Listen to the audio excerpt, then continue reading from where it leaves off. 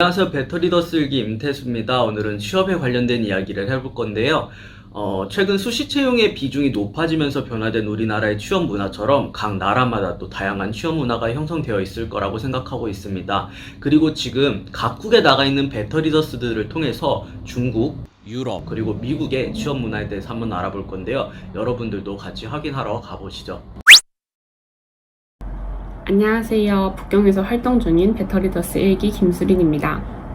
요 그래프와 같이 중국에는 일자리 수요가 많아 일자리를 구하는 것이 어렵지 않습니다. 다만 학력에 따라서 연봉 차이가 많이 나기 때문에 2022년 기준 약 30%의 졸업생이 석사를 선택했습니다. 현재 취업률이 좋은 학과는 금융, 경제 관련 학과와 과학기술, IT 관련 학과가 있습니다. 하지만 현재 한국 학생들은 취업비자 발급이 어려워 한국으로 돌아가 취업을 선택하는 경우가 많습니다. 저는 지금 주중국 대한민국 대사관 북경총학생회 코트라가 북경에서 주최한 청년 취업 박람회 현장에 나와 있습니다. 제중국 한국 기업과 중국 기업 등 총 11곳의 기업이 협력하였고 120명의 한국 유학생이 참석해 주셨습니다. 자기소개서 작성 꿀팁 및 면접 특강을 듣고 각 기업으로부터 기업 소개와 진로 멘토링을 받았습니다. 또한 진로 컨설팅과 창업에 대한 조언도 받을 수 있었습니다. 5개 기업에서 인사팀이 오셔서 현장 이력서 제출 및 면접 후 인턴을 채용해 가기도 했습니다. 이런 다양한 행사와 글로벌 인턴 채용 공고 등을 통해 중국에서의 기회와 선택권도 넓어지고 있습니다. 지금까지 베이징 특파원 김수린이었습니다. 감사합니다. 안녕하세요. 네덜란드에서 교환학생 중인 배터리더스 1기 이시연입니다. 네덜란드는 유럽 교통의 요지인 만큼 다양한 다국적 기업의 유럽 본사가 위치해 있고 국제형사재판소를 포함해 150여 개가 넘는 국제기구가 위치해 있습니다. 이런 까닭으로 해외 취업자에 대한 수요도 충분하고 특히 요즘에는 IT 분야의 해외 채용이 활발합니다. 네덜란드의 취업 문화는 어떨까요? 네덜란드는 신입사원을 뽑는 경우에도 경험을 중요하게 생각합니다. 네덜란드에서는 10대 후반부터 아르바이트를 하는 것도 흔한 일인데요.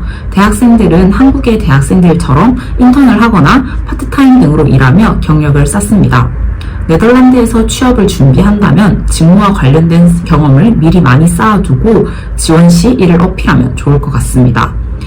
그리고 네덜란드에 여러 다국적 기업이 위치해 있는 만큼 영어와 네덜란드어를 포함하여서 다양한 유럽권 국가들의 언어에 등통하면 더욱더 유리할 것 같습니다. 네덜란드의 회사들은 회사 홍보나 채용을 위해서 인디드나 링크드인 같은 다양한 구직 사이트를 활용합니다. 이러한 구직 사이트는 프로필 설정에 따라 자신에게 맞는 포지션을 자동 추천해주기 때문에 지역, 연차, 상업군 등 프로필 업데이트를 잘 해놓는 게 중요하다고 하네요. 경력을 중시하는 네덜란드의 취업 문화와 취업 트렌드 흥미롭게 살펴보셨나요? 지금까지 네덜란드에서 배터리더스 1기 이시안이었습니다. 감사합니다. 안녕하세요. 저는 배터리더스 1기 유럽팀 임세별입니다. 시연님이 해주신 네덜란드 취업 문화에 대한 이야기 정말 잘 들었습니다. 저는 현재 체코에서 교환학생 중이며 체코의 취업 문화에 대한 이야기를 다뤄보려고 합니다. 제가 체코의 취업 문화를 조사하면서 가장 놀라웠던 부분은 바로 체코의 실업률인데요. 체코의 실업률은 3.6%, 올해 초 집계한 것을 기준으로 EU 평균인 6.3%보다 현저히 낮은 수치입니다. 그럼에도 체코는 구직자 수보다 구직 중인 일자리 수가 더 많다고 합니다. 이러한 인력난 문제로 체코는 외국인 채용을 정말 활발하게 진행하고 있는데요. 특히 수도 프라하를 포함한 대도시에는 다수의 글로벌 기업이 유럽 지역의 여러 사업부를 통합 관리하는 공유 서비스 센터를 운영하고 있어 지속적인 외국인 채용이 이루어지고 있습니다. 그래서 체코에는 한국과 같이 EU 국가 외 시민의 취업을 위한 고용카드 제도를 운영하고 있는데요. 만약 체코 취업을 준비하신다면 고용카드 발급이 가능한 직장이나 직종이 있는지 먼저 찾아보시는 것을 추천드립니다.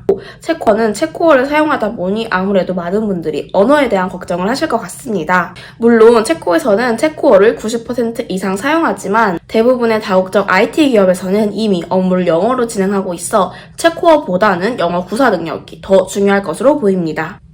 지금까지 체코 취업 현황과 방법에 대해서 알아보았는데요. 어떠셨나요? 체코 취업에 흥미가 조금 생기셨나요?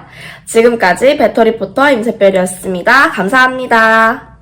안녕하세요. 배터리더스 1기 김도현입니다.